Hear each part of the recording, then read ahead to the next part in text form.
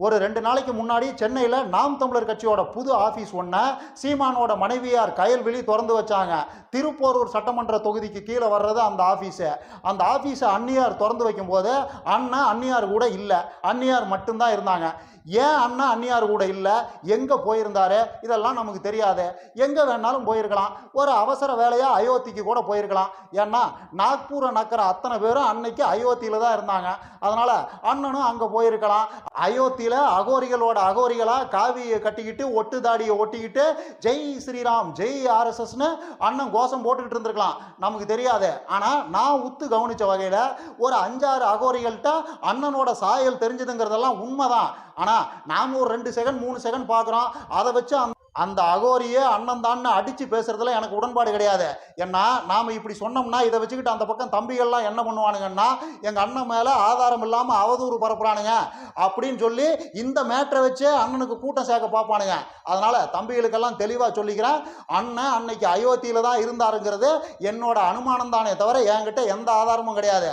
Right. மற்றபடி அன்னியார் அன்னைக்கு ஆஃபீஸை திறந்து வச்சாங்கல்ல, அதில் பல தம்பிகள் மன வருத்தத்தில் இருக்கிறானுங்க, மனசுக்குள்ளேயே வச்சு குமுறிக்கிட்டு இருக்கிறானுங்க.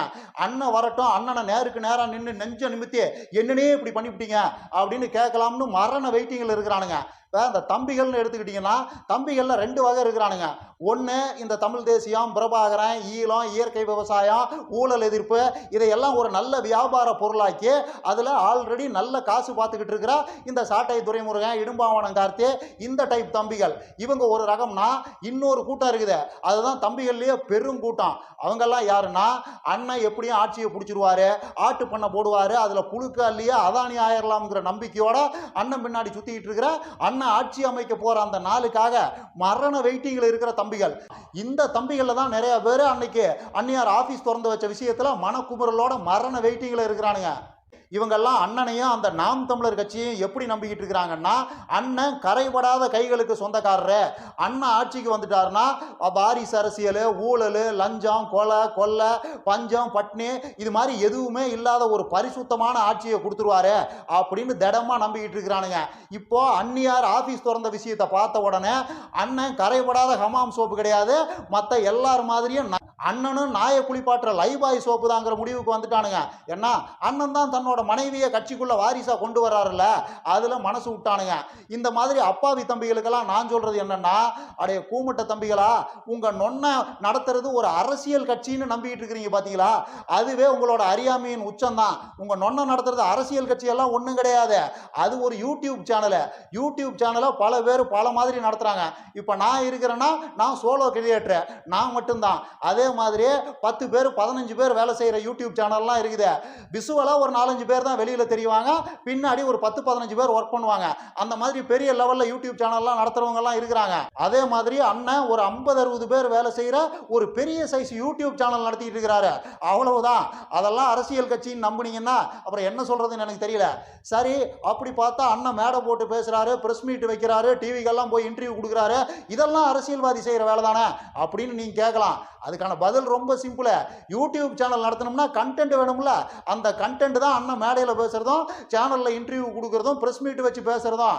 அந்த கண்டென்ட்டை வீடியோவாக்கி யூடியூப் சேனலில் போடுவாங்க, அதில் அண்ணன் காசு பார்ப்பாரு.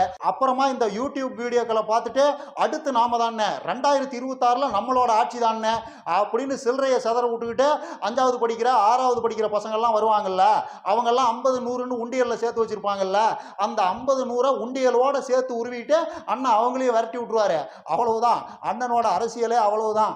இதையெல்லாம் தாண்டி அப்பாவி தம்பிகள் இன்னொன்னையும் தெளிவாக புரிஞ்சுக்கணும். சீமான் தன் மனைவி கயல்விழியை கட்சிக்குள்ளே கொண்டு வந்து பொறுப்பு கொடுக்க பார்க்குறாருன்னு நீங்கள் எல்லாம் பொங்குறதுல எந்த மீனிங்கும் கிடையாது.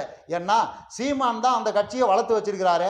அப்புறம் அவரோட வாரிசுகளுக்கு தான் முக்கியமான பொறுப்பு எல்லாம் கொடுப்பாரு. அண்ணனே இதை பல தடவை சொல்லியிருக்கிறாப்புல, நான் எந்த கழுதிக்கு வேணும்னாலும் சீட் கொடுப்பேன், அந்த கழுதிக்கு வேலை செய்கிறதுக்கு தான் நீங்கள்லாம் இருக்கிறீங்களே தவிர இந்த கழுதிக்கு தான் சீட் கொடுக்கணும்னு எனக்கு யோசனை சொல்கிறதுக்கெல்லாம் எவனுக்கும் அதிகாரம் கிடையாது. ஏன்னா நாம் தமிழர் கட்சிங்கிறது நான் சொல்கிறது தான் நாம் தமிழர் கட்சியை. இஷ்ட கூந்தல்னா வேலை செய்யுங்க, இல்லைனா போய்கிட்டே இருங்க. இந்த கழுதிக்கு தான் சீட்டு கொடுக்கணும், அந்த கழுதிக்கு தான் போஸ்டிங் கொடுக்கணும்னு எனக்கு யோசனை சொல்கிறதுக்கெல்லாம் எவனுக்கும் அதிகாரம் கிடையாது. அண்ணன் பேச்சு ஒன் வே, அங்கிருந்து ரிட்டன் பேச்சு வரக்கூடாதுங்கிறது தான் அண்ணனோட அடிப்படை கொள்கையே. அண்ணன்கிட்ட ஜனநாயகம்ங்கிற இந்த வார்த்தைக்கெல்லாம் எந்த மீனிங்கும் கிடையாது. இது அண்ணன் கட்சி நடத்துறது மட்டும் இப்படி இல்லை, அண்ணனோட ஆட்சியே இப்படி தான் இருக்குங்கிறதும் அண்ணன் ஆல்ரெடி சொல்லியிருக்கிறாரு.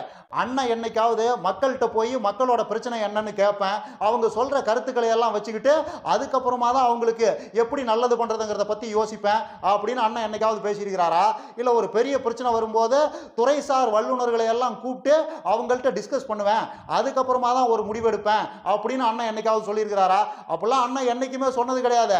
அண்ணனை பொறுத்த வரைக்கும் அவரு நமக்கெல்லாம் என்ன நல்லதுன்னு நினைக்கிறாரோ அதைத்தான் நாமளும் நமக்கு நல்லதுன்னு நம்பணும், ஏத்துக்கணும். மாற்று பேச்சுக்கெல்லாம் வேலையே கிடையாது. அண்ணன் அதிபரான உடனே அத்தனை பேரும் மூடிக்கிட்டு போய் ஆடு மாடு மேய்ங்கடான்னு சொன்னா அத்தனை பேரும் மூடிக்கிட்டு போய் மேய்ச்சி தான் ஆகணும். யாரும் எதிர்த்து பேச முடியாது, வேற வேலை எனக்கு வேணும்லாம் கேட்க முடியாது. அப்படி அவனாவது எதிர்கருத்து சொன்னா ஆபீஸ் ரூமுக்கு வர வச்சு அண்ணன் பச்சை மட்டையாலேயே உரிச்சு எடுத்துருவாப்ல. இதுதான் அண்ணன் ஆல்ரெடி டிக்ளேர் பண்ணியிருக்கிற பாலிசி. இதைத்தான் உலக மகா புரட்சின்னு நம்பிக்கிட்டு அண்ணன் பின்னாடி தம்பிகள்லாம் சுத்திட்டு இருக்கிறானுங்க. அப்புறம் என்ன, அண்ணன் அவரோட கட்சிக்கு கயல்வெளியை கொண்டு வந்தா என்ன, கயல் ஆனந்தியை தான் கொண்டு வந்தா உங்களுக்கு என்ன? போங்கடா போங்கடா போயே. அண்ணா அதிபரான உடனே போட போறாருல்ல ஆட்டு பண்ண, அதுல புழு கால்றதுக்காக இப்பவே ஒரு கியூவை ஃபார்ம் பண்ணி வரிசையில் நில்லுங்க. இன்னும் நிறைய பேசலாம். லைக் பண்ணுங்க, ஷேர் பண்ணுங்க, கமெண்ட் பண்ணுங்க, மறக்காம சப்ஸ்கிரைப் பண்ணிருங்க.